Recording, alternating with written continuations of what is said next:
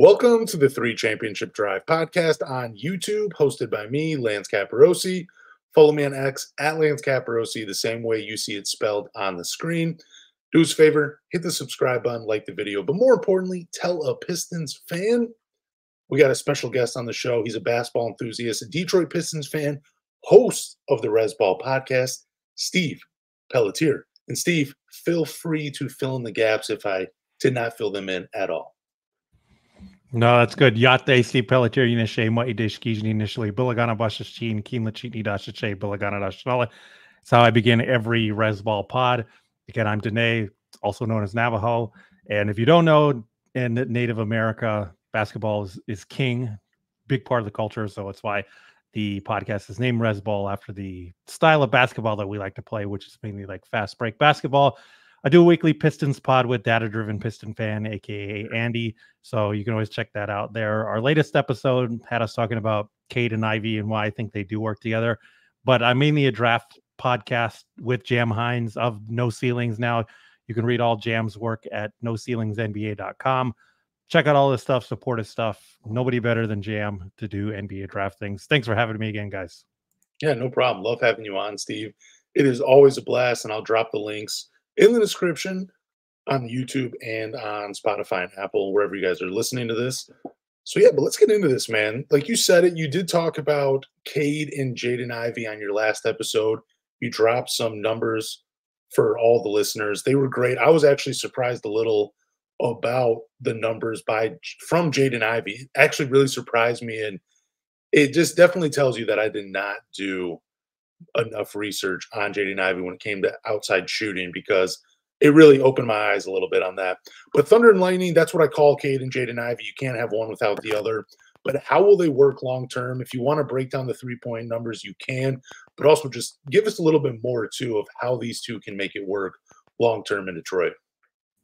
Well, the shooting is the main thing. And as the person who was leading the Jaden Ivey skepticism train when he was drafted by Detroit, the main criticism was like, I don't know if this 3-point shot's going to work.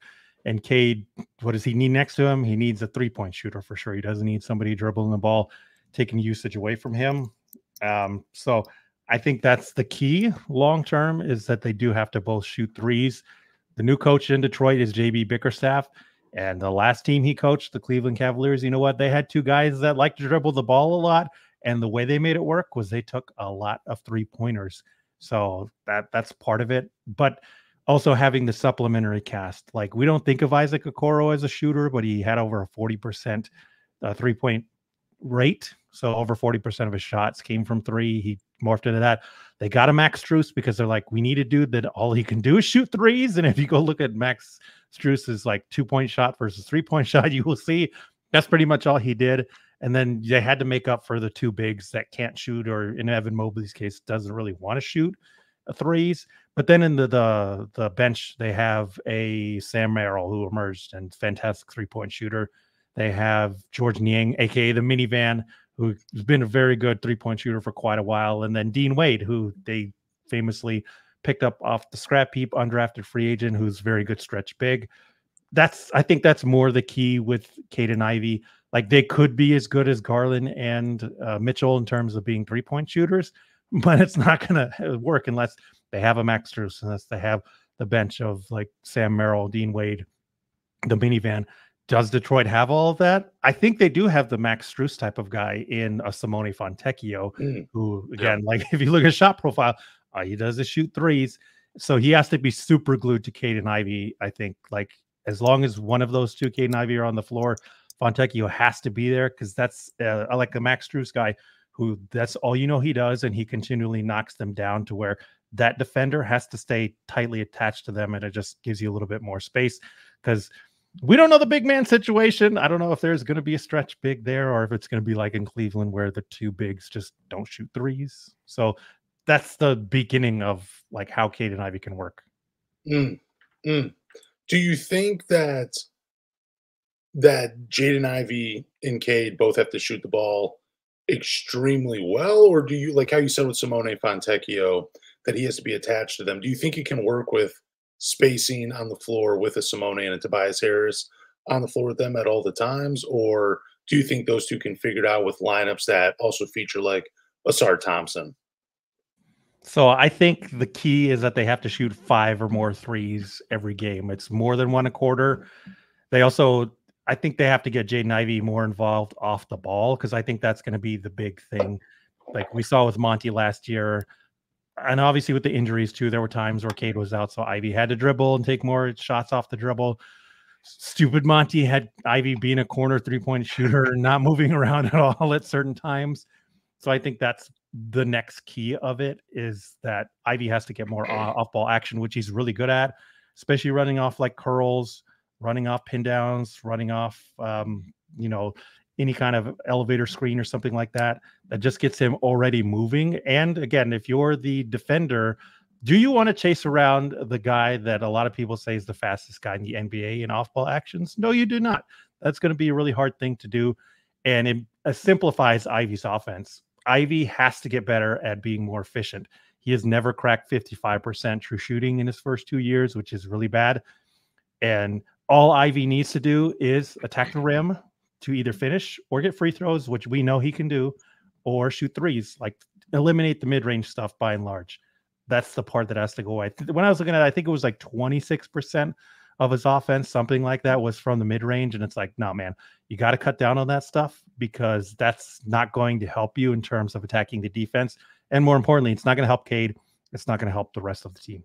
Yeah, like I think you were talking about too before we started the pod that you've been seeing Jaden's form coming a little bit more correct recently, and I think that plays a huge part of Fred Vinson being a part of the staff now. Like I'm really buying into the culture that they're trying to bring to the Pistons with all these coaches that have all this experience, and I think with adding Fred, I think he's already making an impact on all these guys' jump shots. Yeah, I think it's partially Fred Vinson, but we've seen Ivey's jumper like improve little by little. One of the main criticisms I had on Ivey's jumper was he was using his guide hand to push the ball and get underneath it instead of, stabilizing it to help it get that spin, which is why if you look at Purdue Ivey and like rookie year Ivey, when he misses it, they're like wide. There's no spin on it. It just clanks off the rim. And then last summer, you saw him at the Rico Hines run, get his release up a little bit more. Again, try and fix that guide hand so it's not underneath. And then it takes another step forward now at Demetrius Jackson's, I believe, summer camp there at Notre Dame, to where you're like, oh yeah, you really see that guide hand like not doing anything other than just stabilizing the ball and not anywhere underneath it. So I think it, like Fred Vinson's obviously going to help, all that experience and all the different shooters he has helped out in the past, but credit to Ivey too for like this being a consistent thing that he knows he has to work on. And we've seen in off-season workouts and stuff what to do. Yep. So do you think it's completely necessary for Jaden Ivey to start alongside Cade Cunningham? Because I feel like bringing him off the bench kind of gives you, I don't know, a different look, especially in the second unit. I mean, it gives him more. I don't necessarily want him to play a ton of minutes at the point guard spot. I think he played 88% of his minutes as a two guard. I think he is a two guard in the NBA, but I think this season is very much of like, we are trying to win games, but that's not the main focus. Like, we want to see what we have in these young guys. You've heard it from plenty of other podcasts as well. This is nothing new, but seeing what we have in these young guys. So my question to you, again, I'm just going to reiterate it, is, do you think Jaden Ivey has to start alongside Cade Cunningham, or do you see someone like a Malik Beasley starting alongside Cade Cunningham? Well, I think this is more of like a long-term, what do you want? Who signed for 1 year and who signed for long-term? I'd just ask that. Yeah, no, you're right. That makes sense. I get it. I understand the Beasley, like, start him alongside because functionally he works better with Cade, but he's 6'4", 187 pounds. And Bucks fans, just ask the Buck fan, they hated him last year because of his defense. I mean, he's just going to get picked on. And if you're already complaining about Jaden Ivey, who, by the way, like took strides in terms of effort. And I was re-listening to the Jalen Duren when I first had Jalen Duren Concerns episode. That was on February 1st. At February 1st of this year, Jaden Ivey had 27 blocks. Jalen Duren had 27 blocks. So, Again, that gives you an idea of the strides Ivey's taking on defense. With Beasley, forget it. Like, that's just not a thing. Like that's a part of it. He's only signed for 1 year, and he sucks really bad on defense. So, yeah, offensively, I think it would help functionally, but again, in terms of building long term and in terms of what you want to invest in, maybe not necessarily like Cade has to start with Ivy, but they definitely have to play starter minutes together. Maybe they don't start the game, cliche, but they finish the game, you know? Yeah, I mean, Malik Beasley, yeah, he is a bad defender, but he did play with a little bit of effort last year, and I felt like he was put in a bad position because he was in the backcourt with another bad defender and with Damian Lillard, and it kind of put him in kind of no man's land. But I am a fan of Malik Beasley. I think he's going to be huge for the Detroit Pistons. I get why you bring him in for 1 year because again, this is very much Jaden Ivey's very still much the future of this team alongside Cade Cunningham, but that window could be closing or it's almost closed. And I think this is the year to really maybe reopen it and see what they have. But I don't think starting is necessarily such a big thing. I feel like as long as you're giving him the appropriate amount of minutes and you're putting him in the best situations to succeed and plays to his strengths, that can happen whether he starts or comes off the bench. I'm not going to hate it. It's just that backup point guard position, which we'll talk about here in a little bit, that is a little nerve-wracking to me because I don't want Tim Hardaway Jr. being the backup point guard by default, and I certainly don't want to see Marcus Sasser be the backup point guard either as well. But Zach, if you have any thoughts on Jaden Ivey and Cade Cunningham, feel free, or we can just move on. I just think it's going to be a good learning year to see what these guys bring with Bickerstaff and how his style of basketball is going to be completely different than Monty Williams. So it's a learning year with all these young guys. I want to keep these young guys because I want to see what they bring to the table. Like, it's very important to keep these young fellas like motivated, and I think Bickerstaff is going to do it. The minutes I think will fluctuate just between because I think Bickerstaff will actually be playing hot minutes at the end of games. So I think it'll be a little different. Like if Ivey's not having a good game, he probably won't be in the closing quarters of things, which will fluctuate a lot of minutes with him. But I think within the first 15 games, we're going to see some different lineups that Bickerstaff just wants to put into play to see how these young guys do play with the veterans. Yeah, if I can add one more thing, though, the whole point of why I said Cade and Ivy do work together. I know Lance already knows this data, so I'm going to quiz Zach here. So I was looking at Jaden Ivey's form in that Demetrius Jackson camp, and I was like, man, I should go back and look at his film and see like how's he doing as a shooter, because I just made me think like I think he's a better shooter than what we're kind of giving him credit for. And I eliminated all the games where he took 4 or less threes because I was like, yeah, that sample size probably isn't as useful as the other ones. And maybe like the games where he's taking 5 or more threes, it's such a small sample size too. So it's like, yeah, whatever.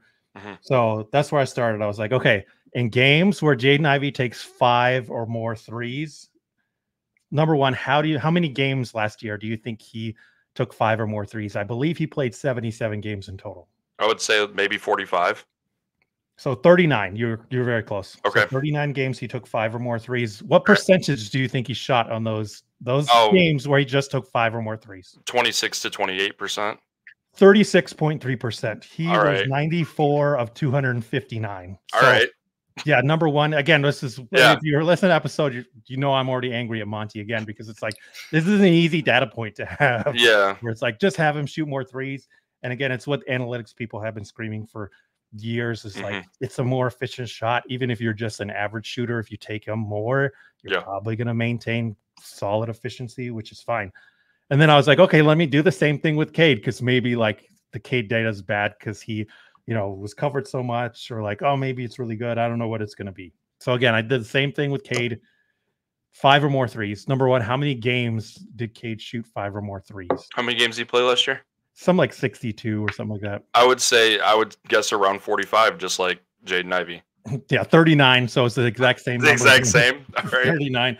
And what percentage did Cade shoot in games where he took 5 or more threes? I'll give him 34%. 38.5%. He was 100 of 260. So again, both guys are shooting over 36%. Cade is shooting a really good percentage, 38.5%. Just have them shoot more threes. And again, if you can design things to get them more, design things with Jaden Ivey to get more catch and shoots, design thing with Cade to get more catch and shoots where he's, getting DHOs from like Duran, or Ivey's doing driving kick and stuff with him. Like that's easy money there, man. Just get him to shoot more threes. 5, I think, is the benchmark. Because again, if Jaden Ivey's 36, if Cade is 38.5, then you got Fontecchio, who we pretty much feel like it's 40% lock and probably going to shoot 500 threes because that's what he was on pace to shoot last season. Tim Hardaway Jr. shot 597 threes last year. I don't know if he's going to play that much. Beasley shot close to that. I don't remember if he did. So it starts to fall in place. Isn't it crazy? Like, do you get mad after reading all this and investing your Oh time? yeah, I was so mad. It's just, again, it's an easy data point that took me maybe like half an hour to find. Like, it shows how bad this team was coached by Monty Williams. Is we did have a lot of talent. Yeah, and also the stupid like stubbornness of any old school, any new school, anybody that's like, I don't believe in analytics. It's like, come on, man. Didn't he say that too, like in an interview during practice? I mean, I don't think he said he didn't believe in analytics, but I think it was like, you know, the analytics, they show you the numbers, but he said something along the lines of that. And then he said there's more like an eye test or a feel to the game of how he coaches or something. It was stupid. But before we move on, I wanted to ask you this too, because he got me thinking, do you think Tim Hardaway Jr. is actually going to be a part of the rotation or no? I don't know. That's the hard part. I feel like he's just salary filler. So I'm starting to put together the next episode for us of like, who's the 9? Because I feel like the rotation is going to be 9 guys. And I think it comes down to Beasley and him, unless they really de-emphasize Beef Stew or B-Ball Paul. I mean, if B-Ball Paul is de-emphasized, then Hardaway's like the 9th man. See, me and Zach were trying to figure a minutes breakdown. We did a 10-man rotation, and yeah, I remember hearing that episode, and I was like, 10-man makes it easier, but 9-man is like, that makes it tough. Yeah, I just feel like a 10-man, it kind of makes, I don't know. I mean, I left out Ron Holland, like, so I mean, there was nothing. Ron. I love Ron and Bobby. I want them to get minutes, but yeah, it's tough to see. Yeah, and especially if you have it, if a point of yours is trying to win games, I don't see the problem with sitting Ron Holland, at least towards the beginning of the season, just to kind of see, you know, the rotation you have and see if they can actually manage a few more wins. I don't know with that thing. But Tim Hardaway, I think you're right. He might be the odd man out, but he can still play. I mean, I think he was averaging like 17 or 18 a game in the first 34 games for the Dallas Mavericks last year. Like, the dude can score the ball, and I don't know, maybe there is a role for him because maybe if guys struggle, but I don't know. We'll see. Lance, over under 7.5 starts for Ron Holland. I'm gonna take the over on that because I don't think so. Yeah, because I think towards the end of the year, I would take the over too. Yeah, that's crazy. It's a good question though. Look at like Taylor Hendricks and Cam Whitmore last year, because they were buried at the beginning of the year, and then both teams of theirs were like, "Oh no, we got to get eyes on these guys at the end," and then they just played him a bunch of minutes. And I think that will happen for Ron Holland. There are some guys that are like, if he doesn't play big minutes at the beginning of the season, he was the wrong pick at 5. And I'm like, I don't know. I just think the roster's a little bit better where they were trying to bring more veterans in so they didn't have to throw him into the fire right away. But we'll see. So the Detroit Pistons have claimed Paul Reed off of waivers from the Philadelphia 76ers. And according to Grant Hughes, Paul Reed is a mobile switch defender who hoards blocks and has graded out as one of the most prolific steal mavens of the last 4 years. Hughes adds, the 25-year-old's worst percentile ranking in steal rate among bigs since joining the league, 85th last season. In addition to ending opponents' possessions, Reed extend those of his own team. There aren't many better offensive rebounders in the game today. Paul Reed has been quietly called the steal of the offseason by the Detroit Pistons among NBA people. So my question to you is, one, that kind of sounds like Isaiah Stewart. That's not the question. But if you were to tell me that Grant Hughes wrote that about Isaiah Stewart, I'd be like, yeah, that kind of sounds like him. I don't think he's a steal maven, but he is a switch defender. He can rebound the ball pretty well. He keeps some possessions alive. Yeah, it sounds a little like Isaiah Stewart. So my question is, do you think Paul Reed makes Isaiah Stewart expendable? Because I personally think they're very similar players, but Paul Reed is on a little bit more of a friendly deal. And I really don't think the numbers would be that different if they both played 30 minutes per game like Isaiah Stewart did last year. But that's my question to you, Steve. Do you think Isaiah Stewart is expendable because of Paul Reed? What positions do you think both of these guys play? I want them both to play the 5. And Isaiah Stewart, we all know he played the 4 last year, but I think they're both 5s. See, I think Isaiah Stewart is still a 4. I might be in the minority with that. Okay. And I think even if you think like they're both 5s, do you not want 2 switch defenders manning your big man spots? Number one, like that's a thing. And is Isaiah Stewart a good shot blocker? They're both. If you have to think about it, that's the answer already. Zach, is Isaiah Stewart a good shot blocker? No. Is Paul Reed a 3-point shooter? He's a mid. He just started. He just started shooting threes last year. Really, 57 threes last year. Yeah, small. So they have a nice. Yeah, they have a nice complementary skill set. Whereas quietly, Isaiah Stewart, one of the things that's really gone unheralded about him, the last 2 seasons, his 3-point attempt rate has been over 45%. Yeah, it's slowly getting up there. Like it might not be a lot of attempts, but it's only because of the role he's playing and whatever Monty and Casey had him doing, and it's the skill he's just doing. Like if those are your backup bigs, where one is becoming a better stretch big, the other one's already a really good switch defender, steals maven, as you say, 85 shot blocks last year, or 84 shot blocks last year, excuse me. Like I think Paul Reed was 17th in the NBA in total shot blocks. That's a winning combination to me. And Stu's getting better as a screener. Like what are your other options at big man, right? Like to me, again, I think their skill set's very complementary, and both guys can play with Jalen Duren, right? They can. Correct. But if you play both of them, though, you're leaving someone like Tobias Harris or Simone Fontecchio or Asar Thompson, who I think all 3 of those guys can give you minutes at the 4. And I'm not saying it's a bad option to go with either of those guys. I just don't think both are actually going to be on the team for the whole season. See, to me, I'm like, I know Tobias can play the 4. I know Asar can play the 4. The big thing that both of them cannot do at the 4 is set a screen. I watched a ton of Tobias film. I think I saw maybe like 2 screens in 50 games that I watched. 6'8", 225. You hope he would do that. It's part of the reason why Sixer fans hated Tobias. There's a YouTube video titled "The NBA's Biggest Thief," and it's all about Tobias's tenure in Philadelphia. And one of their main things was like he didn't do the little hustle things like that. So that's my thing with like Tobias and Asar at the 4. What do Cade and Ivey need, number one, to help the offense? It's not 3-point shooting. It's setting the freaking screen, right? It's one of the main things that's plagued this team. And you can still come up with a 9-man rotation where it's Cade, Ivey, Duren, Tobias, Fontecchio, Stu, Asar, Beasley, and B-Ball Paul. Like they can all still work there because Tobias and Asar can man the 3. Again, Asar, we all know, like 3-point shot, we want it to come along, but he can guard anywhere from 2 to 4. And Tobias, I want him to shoot more 3s, but he's a better 3 than he is a 4.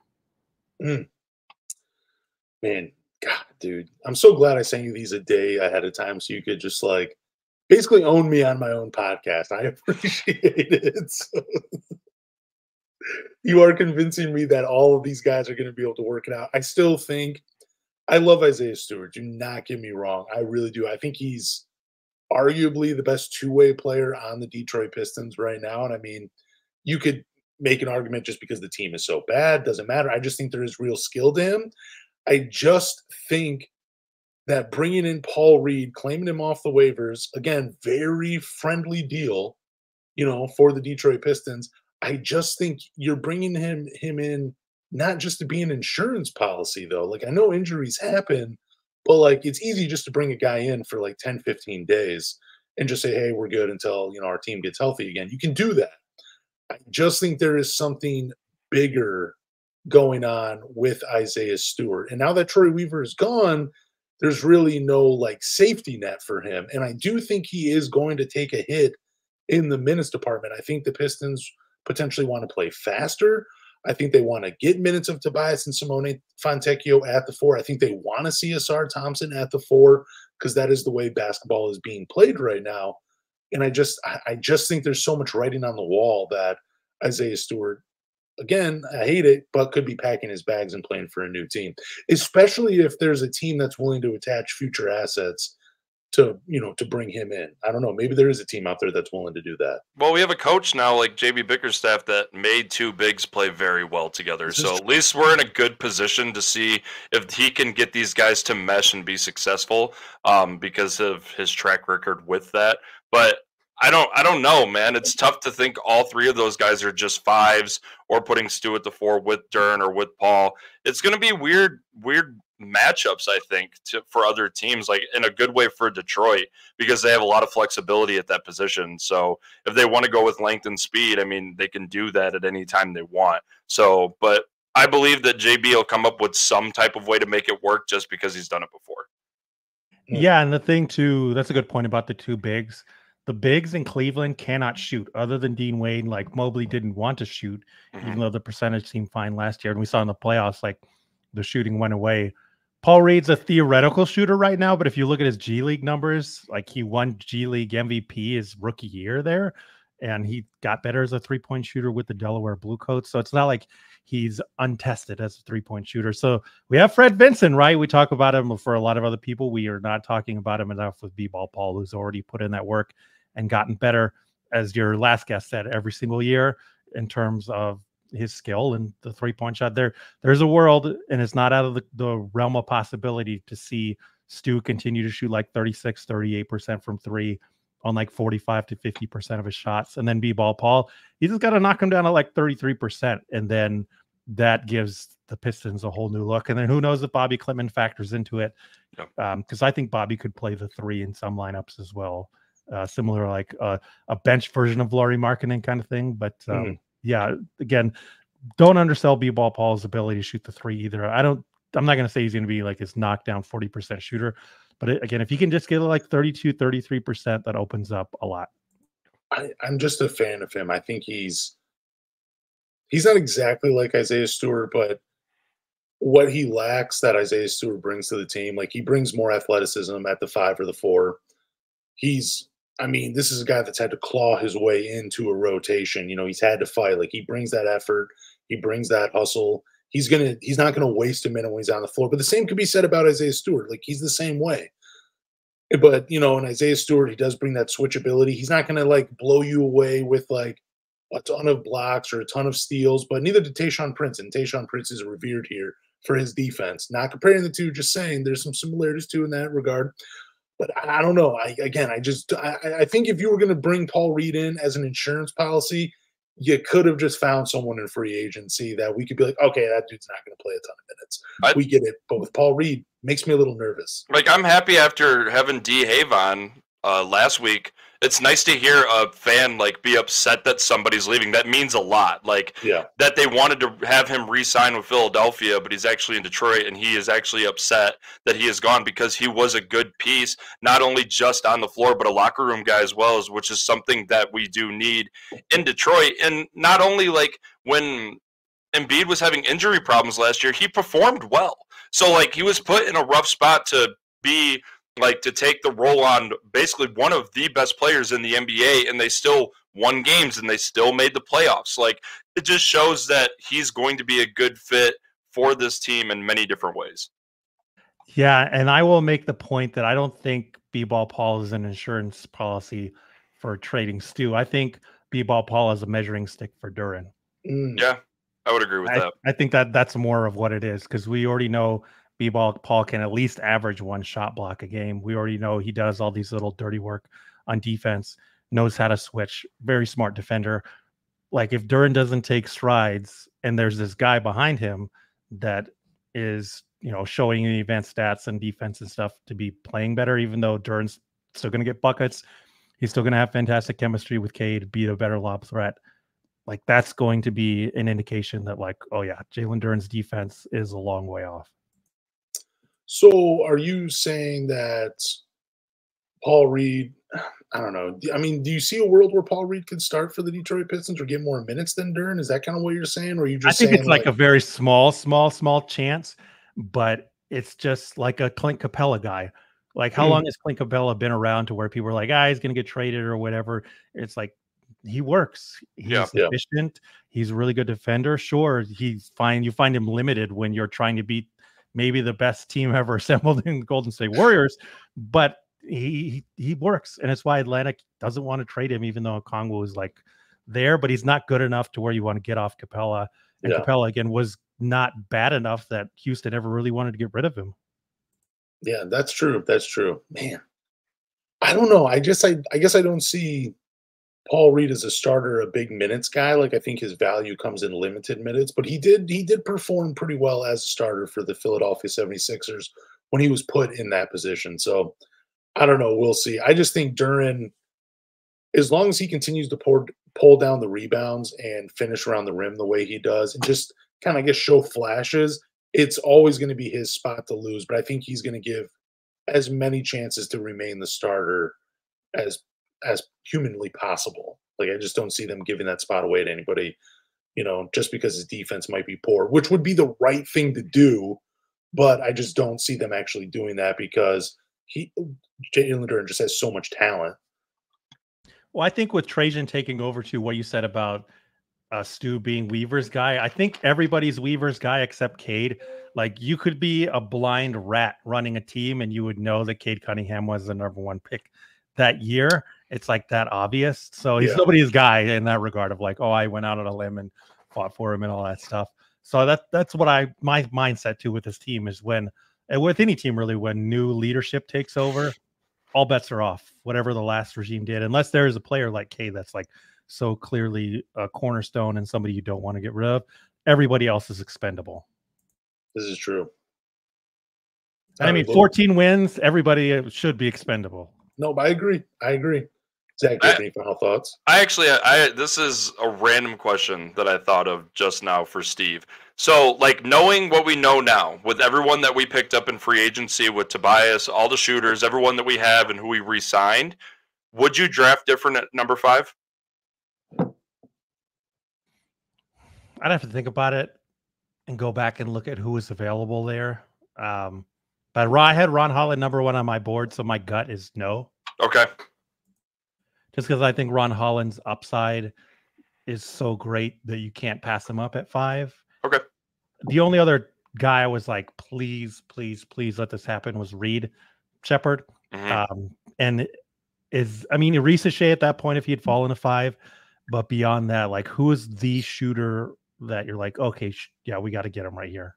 Yeah, I would agree with you too, though. Like, the only thing I could think of is maybe a big man like Klingon or something to like help the big man problem that we have if we brought everyone that we brought in through free agency. But I think you're right. Holland probably was the best selection. Well, honestly, I might have taken Klingon just to trade him to Memphis because it was clear that they wanted him, and then be like, all right, man, give me some picks, Okay. Fair enough. I would have taken Santi Aldama to move back. Just saying. Yeah, exactly. See, take Santi, great stretch big, take another pick. That's a plan. Yep. Gotcha. All right. So the Detroit Pistons, they have one roster spot available. They have not used it. There's a plethora of veteran point guards that could be brought in that could help the team. Now, there is a point guard prospect on the team, went undrafted out of St. John's, Daniss Jenkins. What do you think the chances are of Daniss Jenkins, becoming available at that final roster spot for the Detroit Pistons? Or do you think that they are keeping that open to eventually bring someone in during training camp? That's for you, Steve. So I'm 50-50 on this. Okay. Before, if anybody listened to the podcast, I was not a fan of Daniss when they picked him up for Summer League and the 2-way. I was like, this guy's like 165 pounds. He's under 6'5". Just the long list of guys that with that body type that have succeeded in the NBA, very, very, very small. So, yeah, but he proved me wrong, man. He probably had the play of the Summer League, and this is not hyperbole, when he had that block. I think it was on Filipowski in the Utah game. I was like, oh, my gosh. And do you know Daniss Jenkins led the Detroit Pistons Summer League in blocks this year? It seemed like he had like 3 a game. Yeah, I think he had 9, something like that. Like, he just got out there and was like, you're not taking advantage of me. And meanwhile, Sasser is getting, put on these switches and getting run over. People are putting their butt into him and pushing him around. And they didn't do that to Daniss Jenkins. They're like, we're not doing it to that guy. We're going to do it to Sasser instead. So then now I'm like, I think it's 50-50 in terms of him getting the last roster spot. And I only say that because Trajan Langdon famously picked up Jose Alvarado, undrafted free agent, and Daniss has a lot of those same traits. Again, he doesn't look like he'd be that kind of a defender or scrapper, but he is. He's got to get better as a shooter, but he is a very good point guard too, as well. Like, he gets guys involved. He tries to make the right play. You saw how he played with Sasser, where he's like, okay, I understand I have to be more of a spacer. I have to make up for him on defense, that kind of stuff. Try to feed Bobby Klintman and try to feed Toulouse Smith, his big man. And he's 23 years old, I think. So he's an older prospect. He already knows what to do. I don't believe he's going to get out there and do things that, you know, we complain about Sasser with dribbling too much and doing all these step backs and stuff. I feel pretty strongly that's not going to be the case. I think my thought on it is just, I think the reason why they haven't filled that last roster spot is because they've been more impressed with Daniss, and they want to go into training camp to be like, okay, man, if you can separate yourself again, or maybe in preseason, then that spot's yours. And then that would be good too, because they can get another two-way spot there and get another young guy to develop. God, I love that scenario too. I really do. Yeah, I'm rooting for Daniss Jenkins, and yeah, that makes so much sense to bring him into training camp, see if he can overperform and convince them, like, hey, this final roster, this guaranteed spot, let me get the guaranteed money, that should be my spot. And I hope he does it. I really do. I loved watching him in summer league. But do you see a veteran out there that they could potentially bring in to fill in that final roster spot at the point guard spot? I'd have to look again. I have no idea who is remaining out there. Like, Spencer Dinwiddie ended up going to the Mavericks. Cameron Payne is on the Knicks, I think. Tyus Jones ended up going to the Suns. They infamously offered Pat Bev a contract, but he went over to Israel to play for a team there. I don't know if you just saw the quote, because it's all over Instagram today. He's like, I'm not just going there to stand in the corner kind of thing. So yeah, I don't really know who's out there. I'd have to go and look, but nobody springs to mind. That's the other reason why I say I think it's 50-50 with Daniss Jenkins. If you can think of somebody out there, because I really can't. I'm looking at the list right now, and I mean, dude, I don't know. Markelle Fultz is like really the only name that I've been attached to that I really like, and he's still flown around. I think Taylor Horton Tucker is too, but again, he's only 23. That blows my mind. Yeah, but he's not a point guard. I like him. I wouldn't mind them signing him, but he's not a point guard. No, he's not. And yeah, if we're talking strictly point guards, it really just looks like, I mean, I guess there's Isaiah Thomas, but I think he just got an opportunity with the Sacramento Kings. Dennis Smith Jr., I think he's still available. I'm kind of a fan of him. But I think he said something that he wasn't coming back to Detroit. I could be wrong on that. I'm pretty sure I saw something where he wasn't too happy with the Pistons. Maybe it was directed at Weaver, but yeah, I don't know. Really? I remember watching an interview where he was, I mean, it was brief, but he said like they kind of gave him another opportunity to play, and I think he said he had a triple-double in the Detroit Pistons uniform. Like I said, maybe I'm misremembering it, but no, I mean, he could have done another interview where they went deeper into it. Like, come on, you didn't really like playing for Detroit. And he's like, yeah, you're right, I didn't. That definitely could have happened. But the point guard market right now is just, yeah, it's really not that very good. I mean, if you're going to sign someone, it's Markelle Fultz. Like, that's, unless you want to take a gamble on Amari Bailey, but I don't think he's a point guard either. So, and I don't see a trade happening between, like, there's rarely any trades that happen in between this time and the start of the regular season. It's just, it never really happens. Well, before we even did, or they had their first game over in Vegas, someone commented on our YouTube talking about Daniss Jenkins, saying, look out. Me and Lancer, we talked about her, like, we have no idea who you're talking about, really. And then he went and messed around and played really well in his first game. And if he's doing what he did in those 3 games, and he's doing it at camp and at practice, he will be on our last spot. And that's not a bad thing at all. Like, I really like the scrappiness of Daniss Jenkins. And if anyone's going to, like, if you're going to have somebody that's going to make Sasser better, he's going to have to go one-on-one with him every single day of practice. And either he's going to take the spot or he's going to make him better. So I like keeping Daniss Jenkins there. I mean, he seems like the blue-collar guy that just wants to be involved and wants to do the dirty work and whatever's asked. So I hope he makes the roster spot. No, I do too. And I think it makes guys like Marcus Sasser expendable, maybe. And again, I'm not hating on Marcus Sasser. I want to make that very clear. I do like Marcus Sasser. It's just, it's hard for guys that are undersized to succeed as a scoring small guard. I mean, he kind of reminds me of Tony Delk in a way. The guy bounced around. He was pretty good in almost every spot that he was in, but he was a journeyman. I see a journeyman career for Marcus Sasser where he probably plays 10, 12 years in the NBA, but it's probably for like 6 or 7 NBA teams.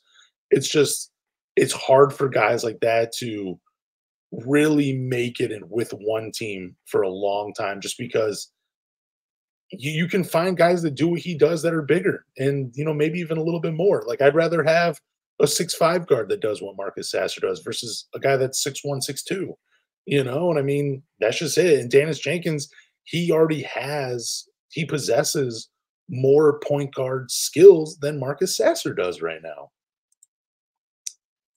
So I got one final topic for us before we all go, and I just want to rank the new guys.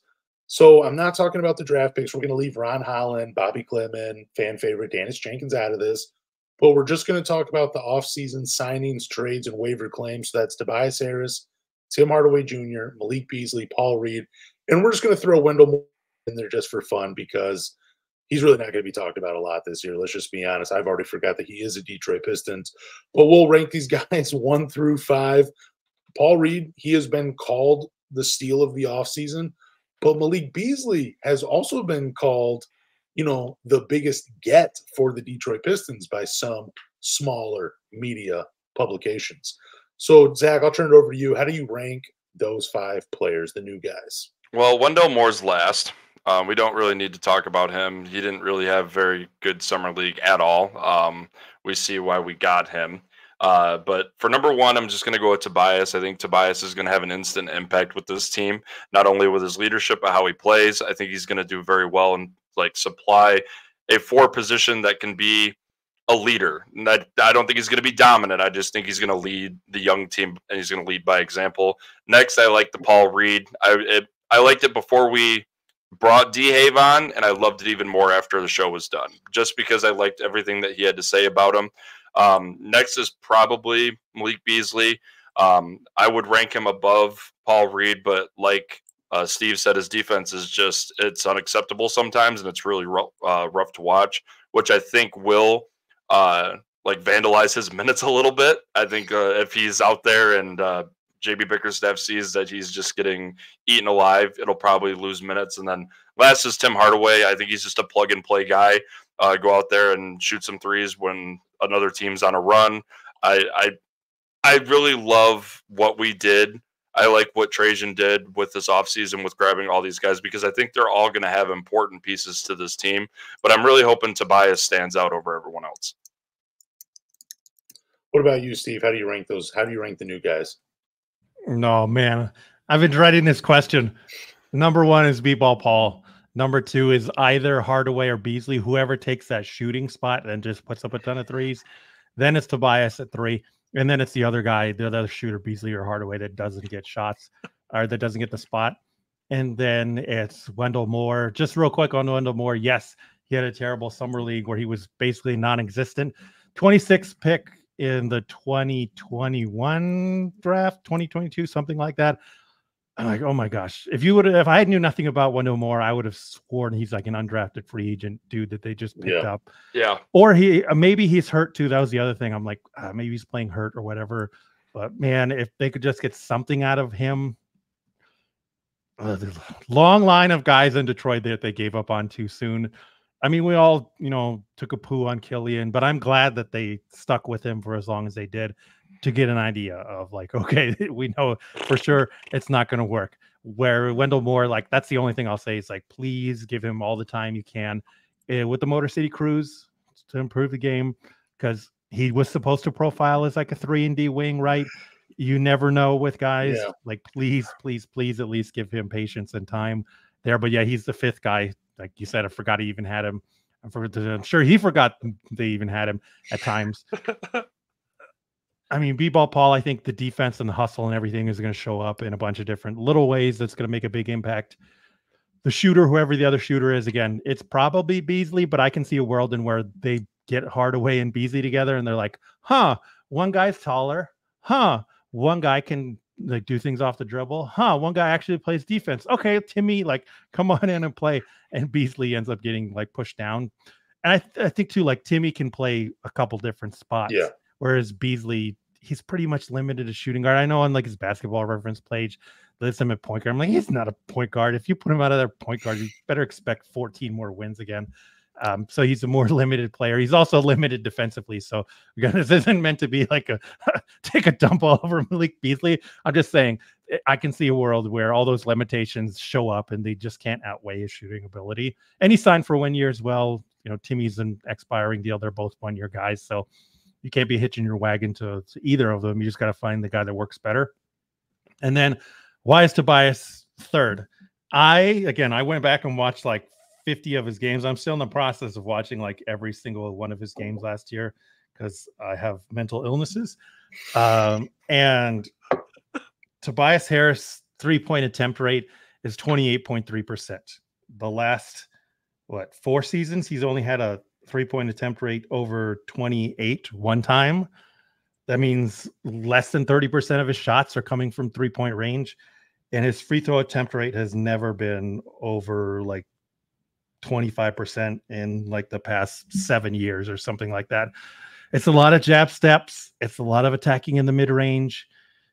Again, I referenced that video earlier, the NBA's biggest thief. I do think they do have valid criticism in terms of like how Tobias's offense works and why Sixer fans were so frustrated with him. And after doing all that film study on him, my biggest frustration with him is just like, bro, why are you not shooting more threes? Like, you're just not shooting enough threes. And specifically for this team, the only people they should be paying are guys that shoot a ton of threes or guys that drastically improve the defense. Tobias really doesn't do either of those things. I'm sure he's still going to get buckets. I know they're paying him $26 million, but I really think like he's actually going to be better in the second unit because he's that kind of guy that last year, as we saw, the second unit sucked horribly.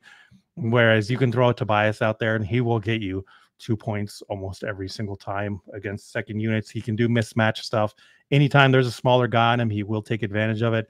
And he can pass out of those situations there as well.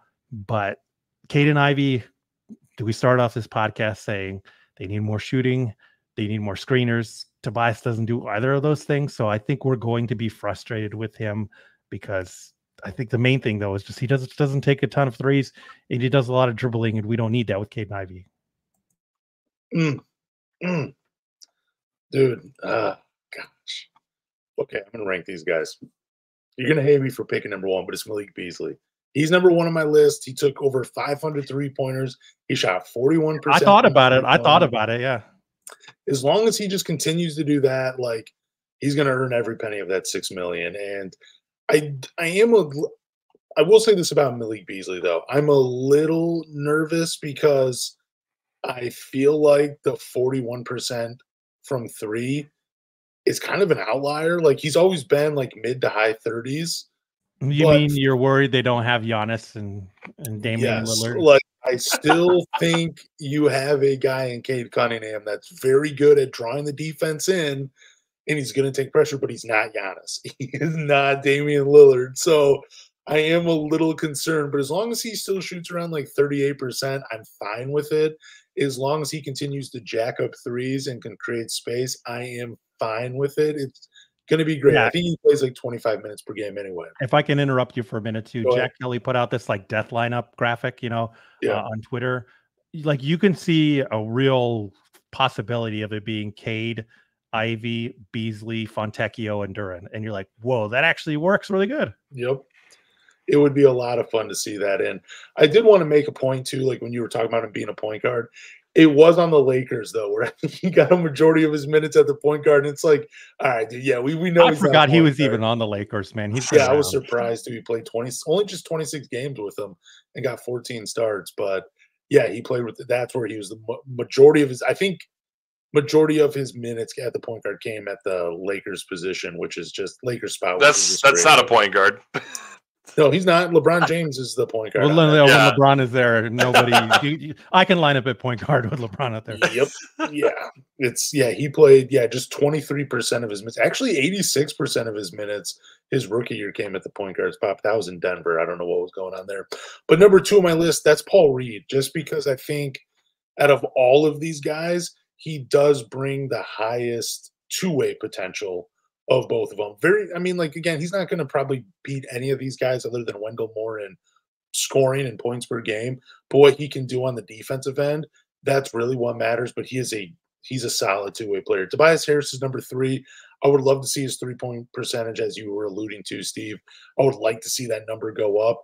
Tim Hardaway, number 4, but he could creep up for me, though, just because he does bring a lot of versatility on offense. Like, I could see him, bringing the ball up with Jaden Ivey in the backcourt just to take pressure off of him. You could see him playing the 3. I mean, he even got minutes at the 4 for Dallas. I don't know what was going on there, but there's a lot of versatility to what he brings. It just depends on if he's going to get minutes or not, which I still think he will. And then number 5, Wendell Moore. I hope there's something there, but he did look really lost when he was in summer league, and I'm just not buying it. But I do appreciate what you said, Steve, about giving Killian Hayes as much time, because you don't want to have any doubt when you let go of a player. Like, could they have been something? I think we gave enough time to Killian Hayes. Hopefully they do the same with Wendell Moore. It's just, I mean, Wendell Moore becoming a serviceable NBA player, I just don't see it happening anytime soon.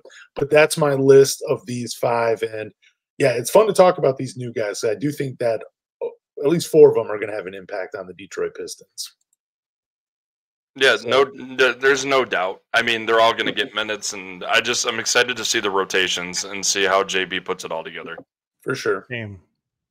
All right, Steve, you have any final thoughts before we go? Nothing. Just, again, implore you, Cade and Ivey do work together. I go into more of like catch and shoot, zero dribble. If they are covered tightly, very tightly, wide open, those other numbers, we break that down in the previous episode where, Cade and Ivey do work together. Last draft episode as well with Jam, he and I maybe foolishly try to predict who are going to be the most successful players coming out of this 2024 draft, and it's 19, although we both go over 19, but I also give you statistics from the last 5 draft of like the guys that are successful and how I came up with that formula and the average of 19. And there's also a nice article, I forget it's from one of the UCLA Bruins, put together of like there's at least 2 all-stars from every draft. If there's a third one, they normally come outside the lottery. So we try and predict that kind of stuff too, as well as who we think the best second round pick is, and try and go out on a limb and for undrafted free agent guys too. So check out both of those. Rez Ball Pod. You can find it wherever you get podcasts, Spotify, Apple, YouTube, wherever it is. Search it, please. Yeah, and I'll definitely drop the links below. But thank you guys for listening to the 3 Championship Drive podcast. Do us a favor, go to Apple, Spotify, wherever you listen to podcasts, hit the follow button. After you hit the follow button, rate with 5 stars. Tell us how you would rank the 5 new guys, but more importantly, tell a Pistons fan